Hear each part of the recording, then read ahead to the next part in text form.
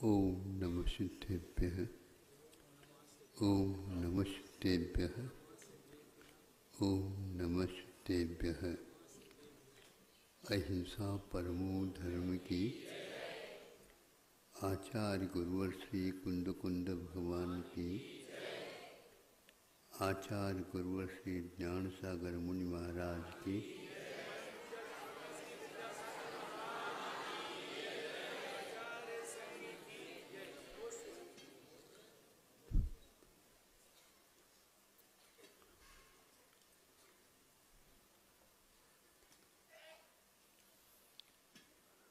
आप लोग अपने उपयोग को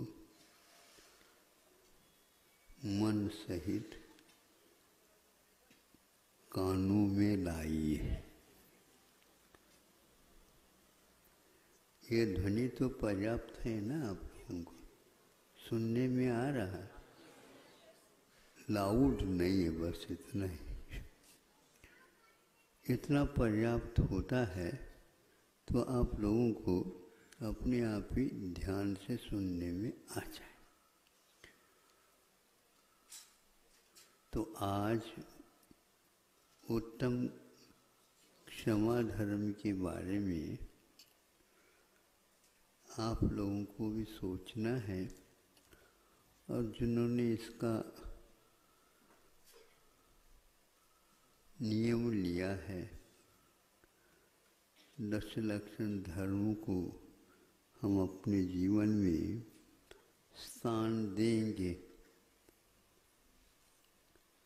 स्थान का अर्थ जेब नहीं, अपने उपयोग में लाएंगे। पोथियों में तो लिखा हुआ है, किंतु अपने जीवन काल में वह उतर जाए तो तर जाए, नहीं तो संसार में ही भटकन निश्चित है।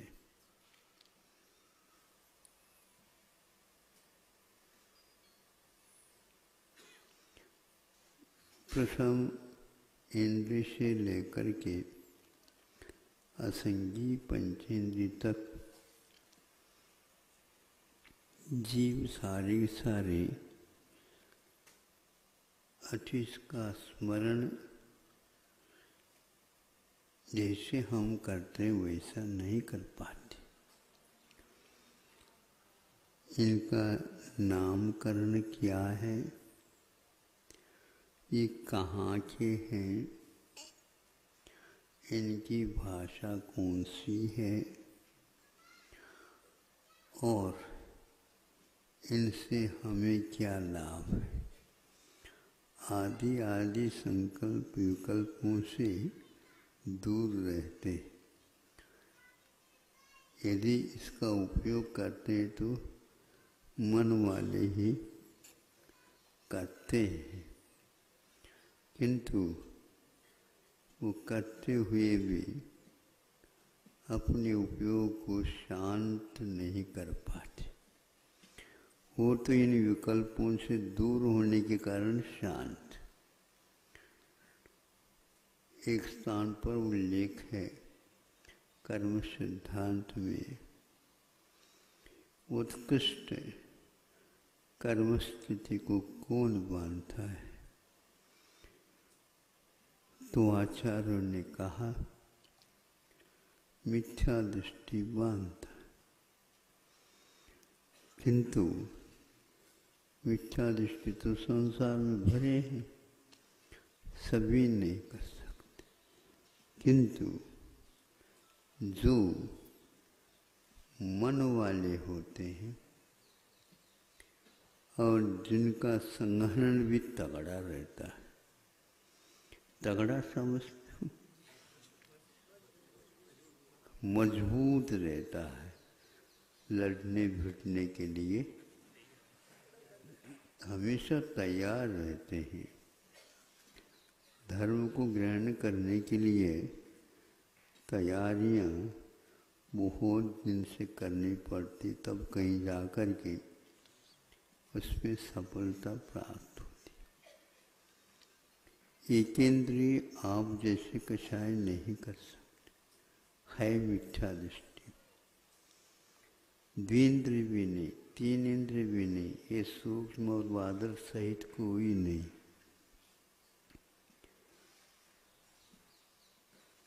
पंचेंद्रिय हो जाता है लेकिन मन नहीं है तो वह नरक के योग्य कर्म बंद नहीं करता, किंतु करता है कभी कभार, तो वह असंगी पंचेंद्रिय प्रथम पृथ्वी तक पहुँच सकता।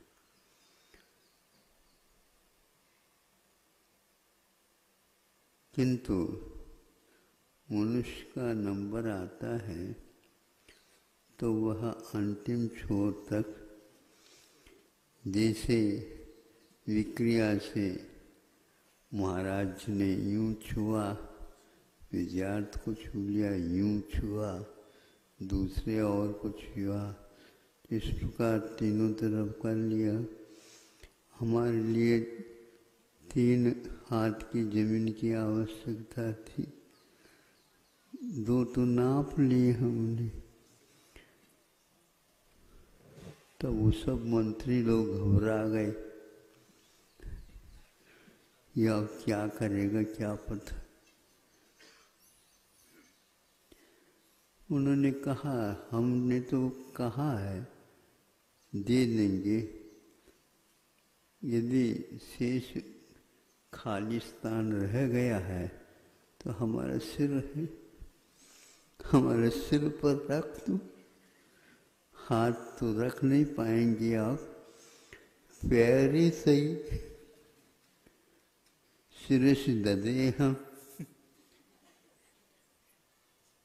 आचार्य महाराज की स्तुति में पढ़ते समय क्या कहते, मैं अपने सिर पर आपके पैर रखता हूँ। आज के बच्चे माता पिताओं के सिर पर रखते, ऐसा क्यों? ये तो पंचम काल में ऐसा ही हो। कषाय के लिए यहाँ पर प्रशिक्षण देने की और लेने की कोई आवश्यकता नहीं। सिंह भी इस नरसिंह से छोटा पड़ जाता, उसके नीचे की दूरी 5वें तक है, सिंह कहाँ तक पहुँच जाता है? 5वें तक, हाँ 5वें नरक तक, पृथ्वी तक पहुँच जाता है, बहुत कोशिश करने के उपरांत। और आप चुटकी बजाते बजाते उसको पीछे रखते हुए, लांघते हुए उसको आप पहुँच जाते। और आपकी जो स्त्रियाँ हैं वे भी आपके पीछे रह जाती हैं, या जैसे 7 फेरे के समय पर पीछे रहती है ना वो।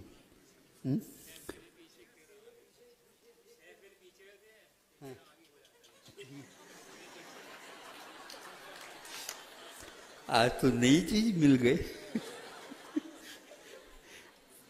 6 फेरी तक तो इनका कहना है पीछे रखते हैं उसको, और 7वें फेरी से वो आगे होते, इसलिए आगे होती होगी वो गृह लक्ष्मी बनने वाली है। और आप लक्ष्मीपति नहीं, सारी चाबी उसी के हाथ में जाएगी, इसलिए वह आगे होगी गृह मंत्री, और आप जो आप कहो। घर भर अच्छे चले, बाकी सब देख लेंगे। आज तक हमें ये ज्ञात नहीं था, हो भी कैसे सकता।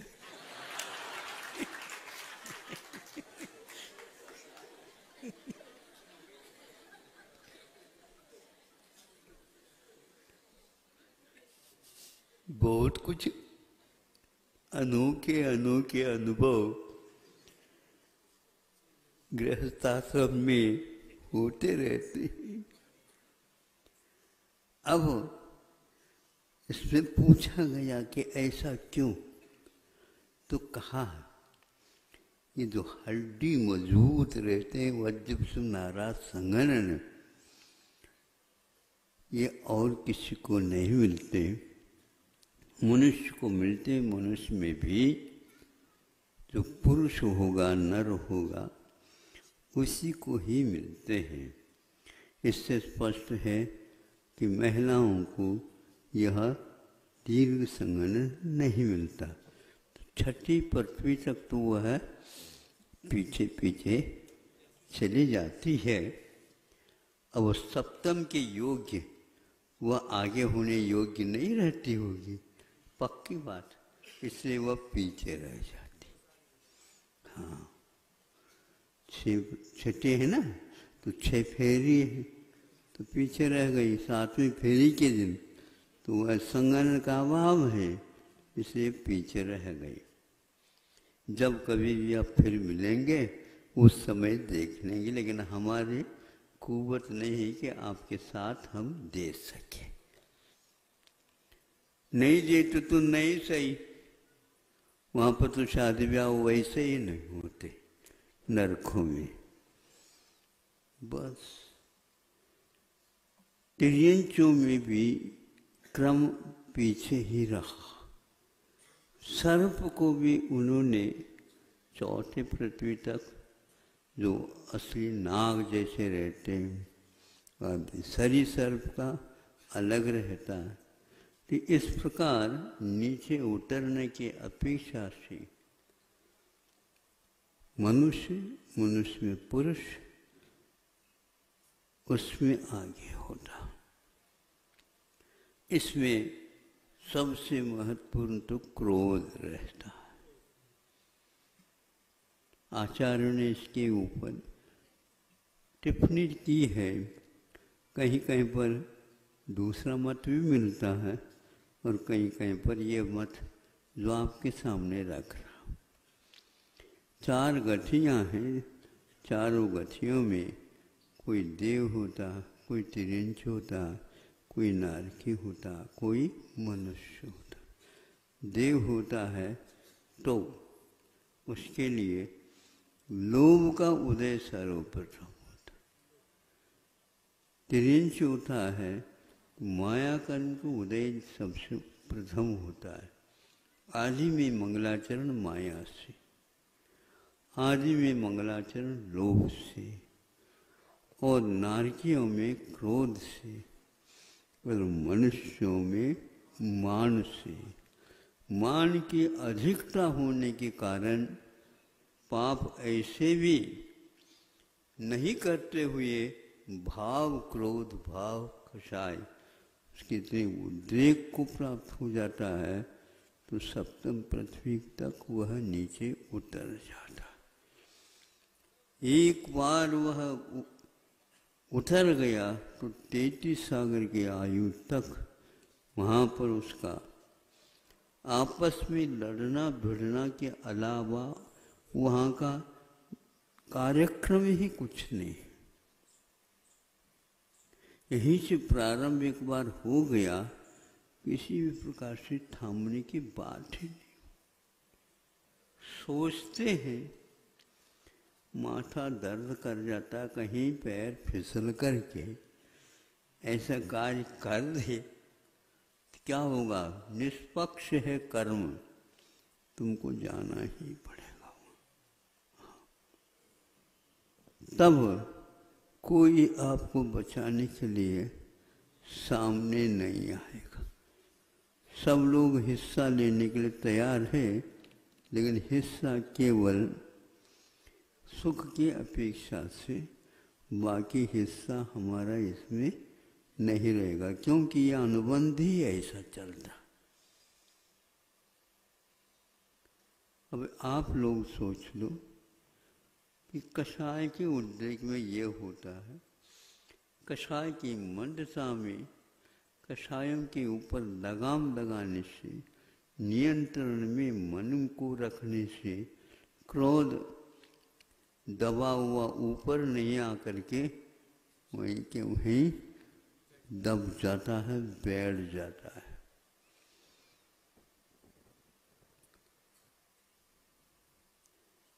जैसे ज़्यादा गर्म पानी हो गया, थोड़े से पानी ठंडा मिला दो, एकदम ठंडा हो जाता। ऐसे नियंत्रण करने वाले होते हैं, उनके पास उत्तम क्षमा आ जाता।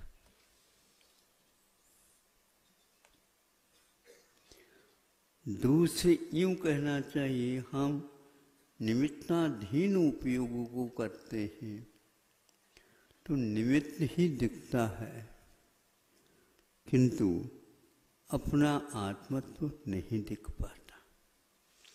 और जिसके लिए ध्येय में आत्मा रहती है, उनको निमित्त दिखते हुए भी सामान्य दिखता है, उसके ऊपर क्रोध करने का सवाल ही नहीं उठता।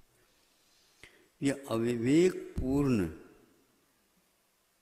बात है कि न्यायालय में निमित्ताधीन को ज़्यादा महत्व दिया जाता है, जो स्वस्थ व्यक्ति की आवाज़ सुनने में नहीं आती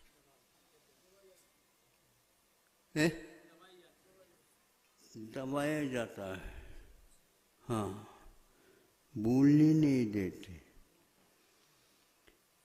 तो ये कहा है संविधान सूत्रों में कि यह न्याय नहीं होगा बल्कि अन्याय होगा। न्यायालय में ऐसा नहीं होता। तो ऐसे मुनि महाराज के जीवन काल में निमित्ताधीन होने का सवाल ही नहीं। जैसे सीता कहती है, गलती इसमें मेरी है, इस प्रकार का कर्म हमने किया, शरीर इस प्रकार का मिल गया। इस शरीर को देख करके ही तो रावण की दृष्टि फिर गई। इसमें रावण की दृष्टि का दोष नहीं, इसके यह प्रतिबिंब का फल है। उसके आंखों में एक प्रकार से वासना का कारण बन गया। अब इसको कैसे हम छुपा सकते? लेकिन भाव तो ये कर सकते, भगवान मैं बहुत अच्छा रूप का धारण करूं ताकि दुनिया मुझे देख ले और तुम नरक को देख लो। रावण यही कहता था, मुझे कोई देखेगा, कभी भी ये नहीं हो सकता, मुझे नहीं चाहेगा। देखो इसका अभिमान था, उसी के परिणाम स्वरूप हुआ है नरक चला गया और 16 स्वर्ग में सीता पहुंच गई। यदि उसका दोष होता सीता का तो वो कहाँ पहुंच सकती? क्या ये बिल्कुल निमित्त होते हुए भी उस निमित्त को उन्होंने गौण कर दिया और आत्मा के स्वरूप का चिंतन कर, इसीलिए वह सप्तम पद को नहीं जा सकती।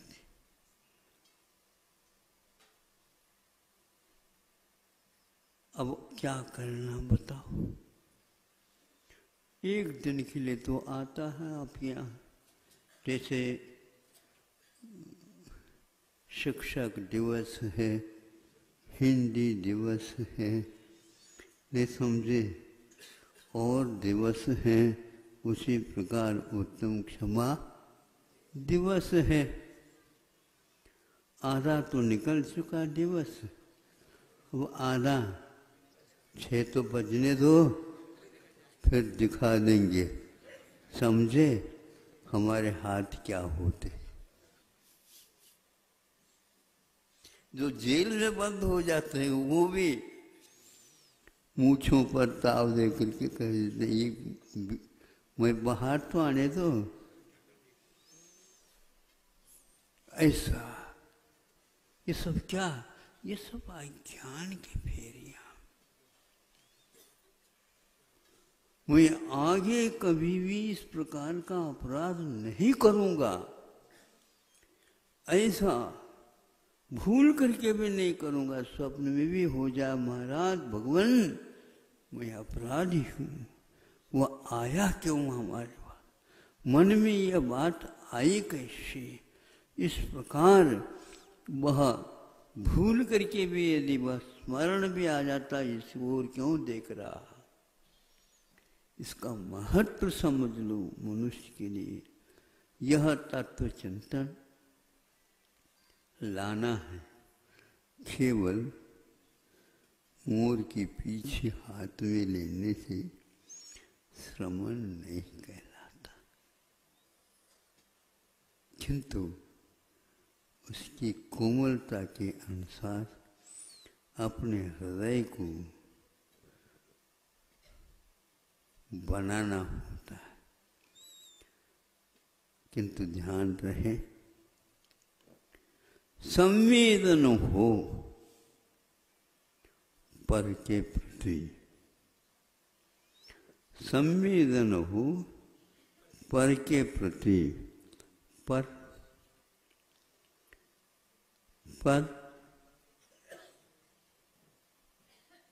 वेदना सहूं।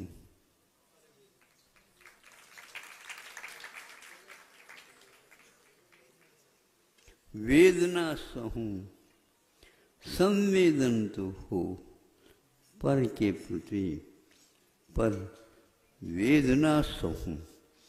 और ऊपर उसके थोड़ा सा भी अभिव्यक्तिकरण ना हो, तब कहीं जाकर के क्षमा का हमारे यहाँ उस उच्च सिंहासन के ऊपर उसको बिठाने का अवसर प्राप्त होता है। हम उस क्षमा को बार बार नमस्कार करते हैं। स्वामी सामंतभद्र कहते हैं वह महान तीर्थंकर होता है जिसकी 5-5 या 7-7 परिक्रमा स्वयं क्षमा करके उनके चरणों में बैठ जाती। ऐसे शांतिनाथ भगवान की शांति कुंज द्वारा है ना, कि तीर्थंकर भी है, कामदेव भी है और चक्रवर्ती भी है। तो उसमें उन्होंने कहा कि यह निश्चित है धर्म भी भगवान 10 लक्षण धर्म आपको कब मिला, ध्यानोन्मुखे, ध्यान के अभिमुख हुए नहीं यह प्राप्त हो जाता है। अपने ध्यान करने लगे तो सारे सारे आदि क्षमा आदि उत्तम क्षमा आदि अपने आप ही अवतार लेते। ऐसे क्षमा के धनी संस्कृतकारों ने ऐसे क्षमा के लिए धरती की उपमा दी। क्षमा क्षमा ऐसे नाम वाला में पढ़े थे, याद आ गए। क्षमा के दिवस पर तो याद करना ही चाहिए। हाँ,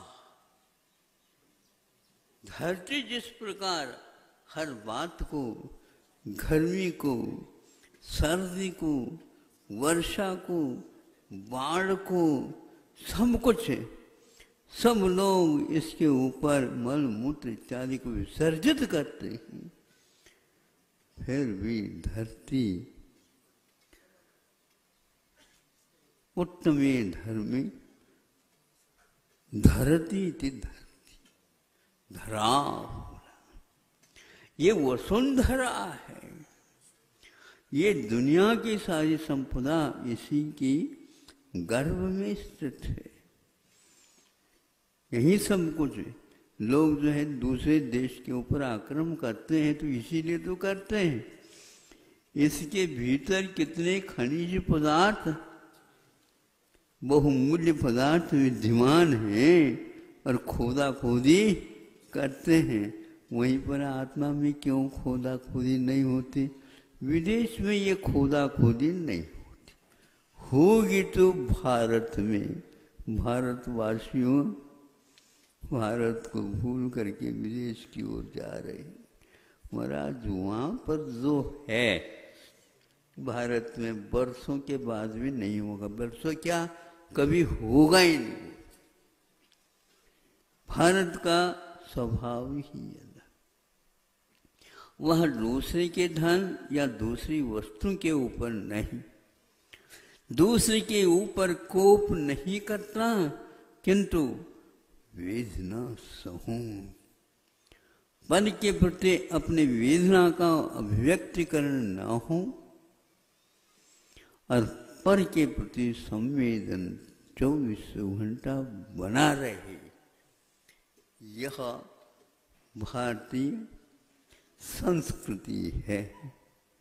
सब कुछ किया, किंतु यदि यह सहन नहीं हुआ, श्री गणेश भी नहीं। महाराज ने सुबह कहा था ना, यह पंचमी से यह आपका महोत्सव प्रारंभ नहीं हो रहा है, चतुर्थी से हो रहा। हमने सुना है मेरा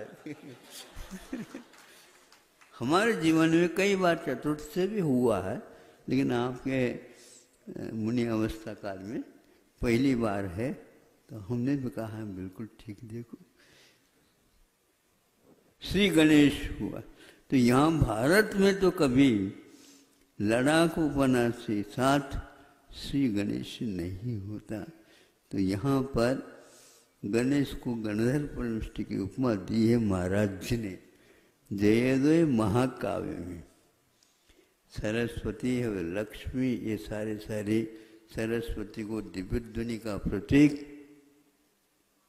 वीणा धारिणी जो लोगों में कहते हैं, सप्तभंगी तारों के ऊपर वीणा बजती है, ये सरस्वती का स्वरूप है।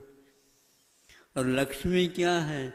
लक्ष्मी अनंत चतुष्टय से युक्त है भगवान, आपका अंतरंग लक्ष्मी है। और बाहरी तो समूचरण अधिक है ही। आप समूचरण के ऊपर कभी भी लुब्ध नहीं होते, किंतु आपके पास धन तो अनंत दर्शन, अनंत ज्ञान, अनंत वीर, सबको अनंत वीर है। अब यह हम कहना चाहते हैं, जो व्यक्ति अनंत वीर, अनंत ज्ञान, अनंत दर्शन में है, जो सुख गुण को समाहित करना चाहते हैं, वो यहाँ पर फेल हो जाएंगे। हमारी बात सुन लें। सुख भी एक गुण है, और जिस प्रकार ज्ञान और दर्शन सहायक है, उसी प्रकार अनंत चतुष्टय में उसका भी नंबर आता है। जैसे अनंत वीर है, उसी प्रकार अनंत सुख। ये जब लक्ष्मी है, चेतन लक्ष्मी, इसको छोड़ करके कौन जाए? इसलिए वेदना सहन करो, कर्म के उदय में है। और किसी को भी इस प्रकार की वेदना का अनुभव अपने जीवन काल में न हो। यदि हो रही है वेदना, तो उसको मैं कैसे दूर कर सकता हूँ? अपनी वेदना को भूल करके दूसरी वेदनाओं को दूर करने के लिए संवेदना हमेशा हमेशा उनके सामने उपहार के स्वरूप में चढ़ाते रहते हैं। घबराओ नहीं। यहाँ पर तो घबरा करके फिर बाद में पुचकार करते हैं, वो गलती पर है। तो वेदना सहो, यह हमेशा हमेशा मोक्ष मार्ग में परम आवश्यक है। कैसे भी कठिनाई हो तो सामने वाले व्यक्ति को तो देखें, दुख को, अपने दुख को भुलाने का अब प्रयास भी करने की आवश्यकता नहीं, अपने आप ही दिखता। आप कभी भी देखो, सामने देखते हो तो स्वयं का ये बिंब दिखता है क्या? ये नाक दिखती है क्या? यहीं से तो दृष्टि जा रही है। दूसरे को देखते समय अपनी नासिका के ऊपर क्रोध कभी भी नहीं टिक पाता, क्योंकि उस समय संवेदन की धारा उस व्यक्ति के प्रति पूर्ण हो रही है। ऐसा यह उत्तम क्षमा धर्म एक दिन के लिए सही, 1 घंटे के लिए सही, एक कुछ क्षणों के लिए सही, उसमें जो चमत्कार होता है, उसमें जो क्रांति आती है और उसका सुख अपने आप में बहुत महत्वपूर्ण रहता है। इसलिए अपने को हमेशा हमेशा निमित्ताधीन दृष्टि नहीं रखते हुए अपने आत्मा के स्वभाव की ओर दृष्टिपात करें अथवा पुराण पुरुषों के आदर्श जीवन वृत्त पढ़ें, दूसरों को पढ़ाएं, उसको स्मरण में लाएं और विकथा को वृद्धि करने वाली कथाओं से बचें। इस प्रकार पुराण ग्रंथों की रचना ऋषियों ने, महर्षियों ने की है ताकि जनता भी उसी का पोषण कर सके, उसी का अवलोकन कर सके। आज राम राज के लिए तो आप कहते हो, लेकिन यहाँ पर अनेक घर घर रावण हैं। तो जहाँ पर घर घर रावण है तो राम के लिए एक भी घर नहीं मिलेगा।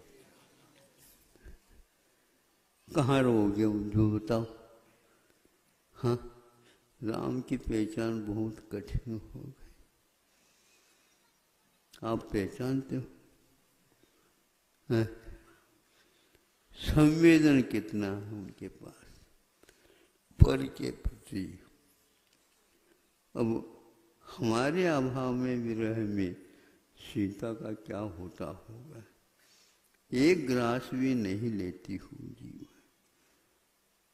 कैसे चले, जीवन कैसे काटे? अलगाव हो गया, क्या करें? युद्ध की तैयारी। किसके साथ युद्ध करो? हे रावण, मेरी बात तो सुन ले, मैं तुम्हारा वैरी नहीं। रावण का ऐसा ही इतिहास है, जीवन वृत्त उसका भी बहुत कठिन है। और रावण कौन है? इतिहासकारों में, पुराण ग्रंथों में कोई सही सही अर्थ अभी तक नहीं मिल रहा। और सीता के बारे में भी बहुत सारी बातें सुनने को मिली।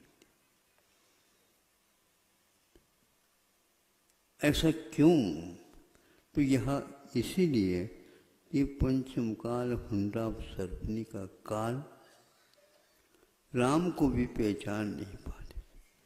बार बार जो है ना, राम की बात सुन करके लक्ष्मण को भी आवेश आता था। इसको देख करके थोड़ा सा राम इशारा करते, लक्ष्मणा चुप बैठ जाओ, तुम्हारा कार्यकाल आने वाला है, ये समझे, तुमको राज्य करना है, तुम तो अर्धचक्री हो, नहीं समझे? अभी पूरे चक्री और बनना है, अभी आधा ही चाक काम कर रही है, नहीं समझे? 2 चाक के बिना गेहूँ नहीं पिसता, समझे? और एक यदि फलक रखोगे तो तुम कभी भी रोटी नहीं खा पाओ, वो चल ही नहीं पाएगा। नीचे का फलक मजबूत रहता है और ऊपर का फलक कैसा रहता है? चलता रहता है, घूमता है, हैं? उसी प्रकार नीचे का जो दांत का कितने 16 नीचे के 2 वह मजबूत रहता है, ऊपर का जो है उठता है, उसके बाद दबता है, उसी के माध्यम से चक्की चलती रहती है। कभी आटा हाँ एकदम मैदा जैसे होता है, तो कभी कभी मूंगर जैसा होता है। कैसे करोगे? इसलिए उसको समानांतर रख करके नीचे को मजबूत रखते हुए हमें उसके साथ व्यवहार करना है। दुनिया के साथ व्यवहार करते हुए भी हमें 4 प्रकार के व्यक्ति